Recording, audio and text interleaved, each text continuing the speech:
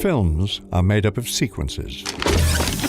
Sequences are made of scenes.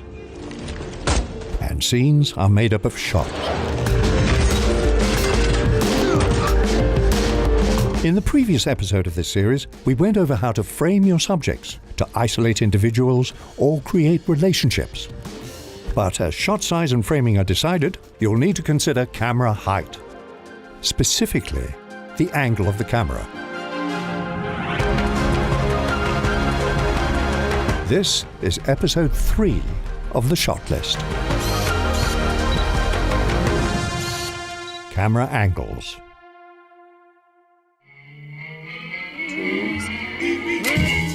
If shot size and framing are used to isolate what we are looking at, camera angles are all about how we are meant to perceive them. That adds yet another layer of meaning to every camera shot. We'll be looking at 9 different types of camera angles. As we cover each camera angle and technique, we'll be filling out a shot list using Studio Binder that you can download and reference. Now, let's begin with our first camera angle, the low angle. Any shot that finds itself below a subject's eye line, looking up at them, is a low angle shot.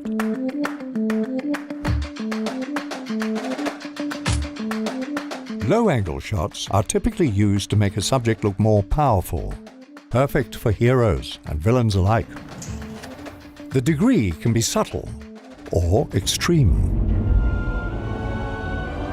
Low angles are not confined to human subjects like in 2001, but the effect is the same. Let's look at the scene. Man, that lousy Mufasa. Man, I hate lions. So pushing and hairy. And man, are they ugly. Oh, surely we lions are not all that bad. Oh, Scars, just you. Consider this low-angle shot of Scar.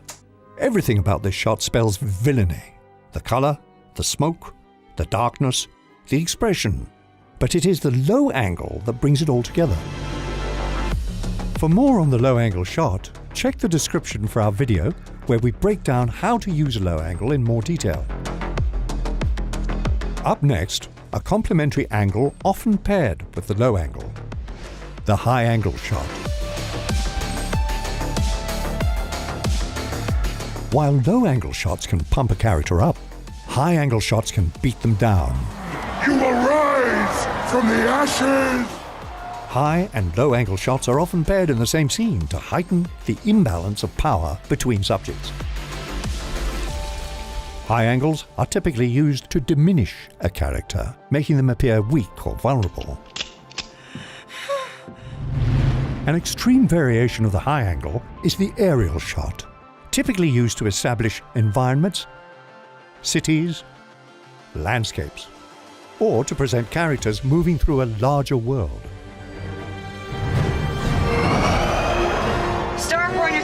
Northeast. What, did you stop for drive-through?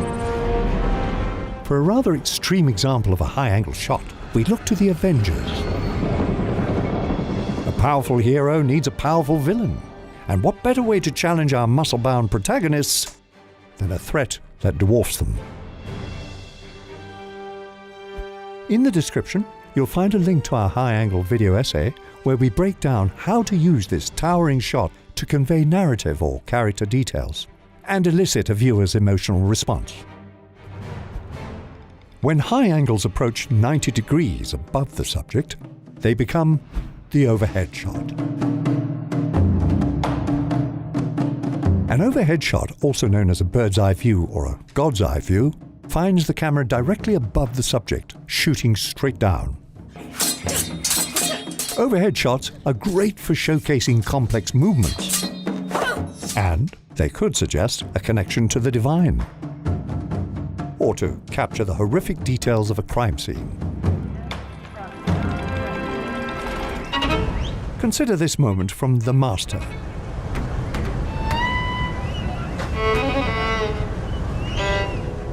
Freddy lays above his fellow sailors, most likely drunk and unconscious, but the shot is presented without context. All we see is a character who is disconnected, in more ways than one. And now, an angle that puts us off balance. The Dutch angle. The Dutch angle shot skews the horizontal axis of the frame for an off-kilter image that produces a variety of effects. A Dutch angle can create a sense of unease, mania, Back, Jim, back. If you don't buy things, toilet paper, new cars, computerized blenders, electrically operated sexual devices, stereo systems with brain... terror, or bewilderment. You're worried about me. Why?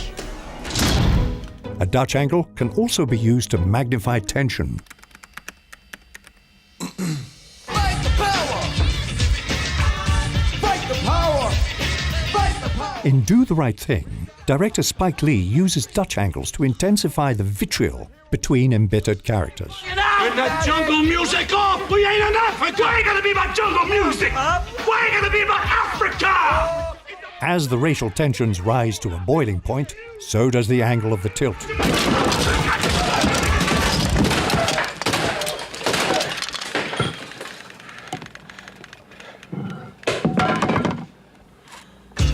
But there are nuances to properly set up a Dutch angle for maximum impact. Check the description to our video essay where we break down Brian De Palma's Dutch angle from this scene in Mission Impossible. You want to shake hands with the devil, that's fine with me. I just want to make sure that you do it in hell.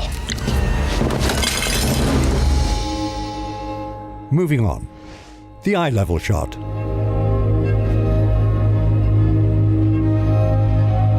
Shooting an eye level is perhaps the most commonly used camera height.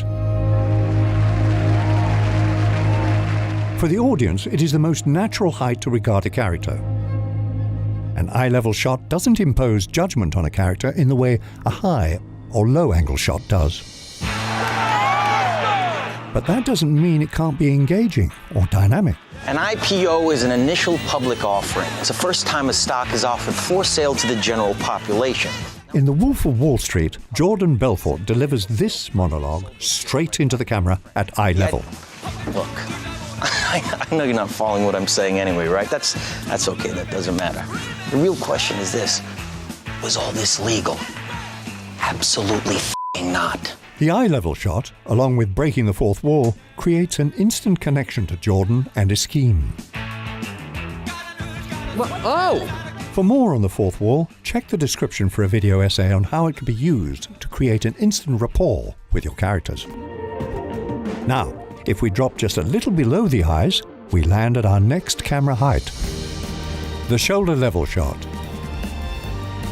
If eye level is the most common and neutral shot height, then shoulder level is the runner-up.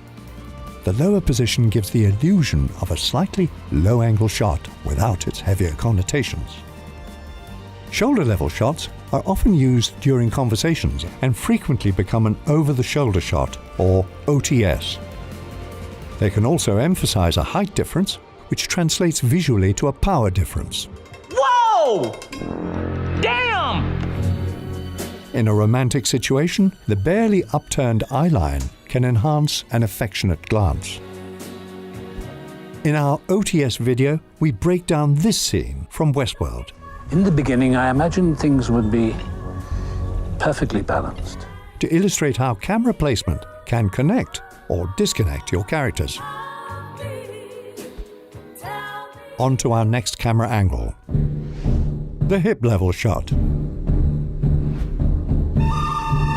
The hip level shot can be found in every genre, but it makes its home in the Western, often in conjunction with a cowboy shot, which we covered in episode 1, Shot Size. The principal reason for this is because gun holsters rest at hip height. Let's look at Sergio Leone's The Good, the Bad and the Ugly. Leone jumps between various hip-level holster shots and eye-level extreme close-ups to create an iconic sequence that is as exciting as it is tense.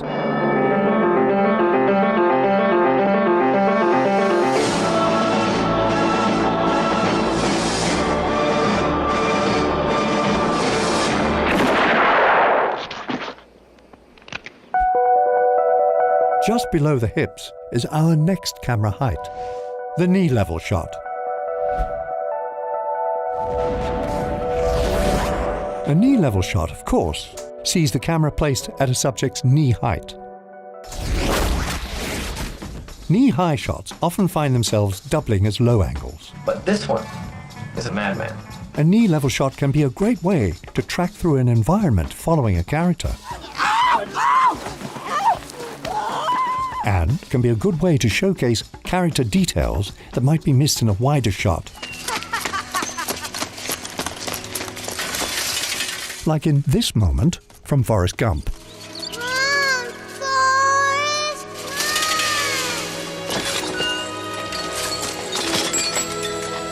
This perfectly chosen knee-level shot gives us a front-row seat to his personal triumph. Run, Forrest, run!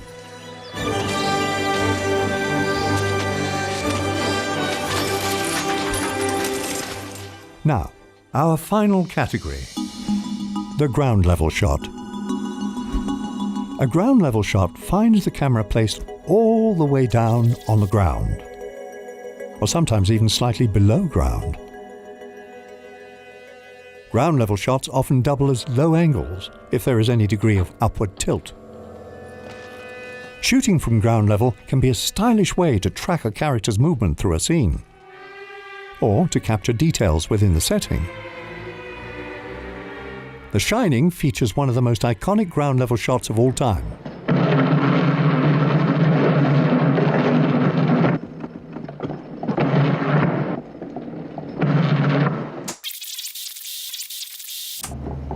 The shot is full of dynamic movement as we track behind Danny's tricycle. The iconic carpet pattern and engrossing sound design keep us intrigued by this lengthy shot. It's haunting, even before we get to room 237.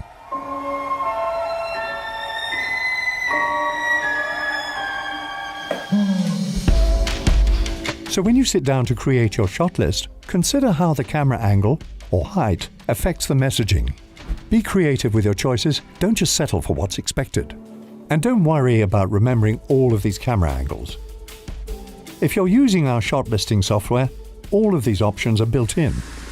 Mix and match, try different combinations of shot sizes, framing and angles.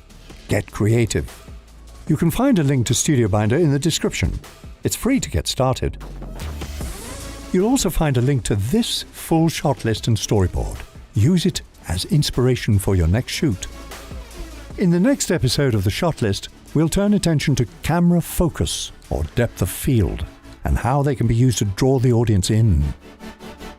That's it for now. It's time to take your shots to new heights.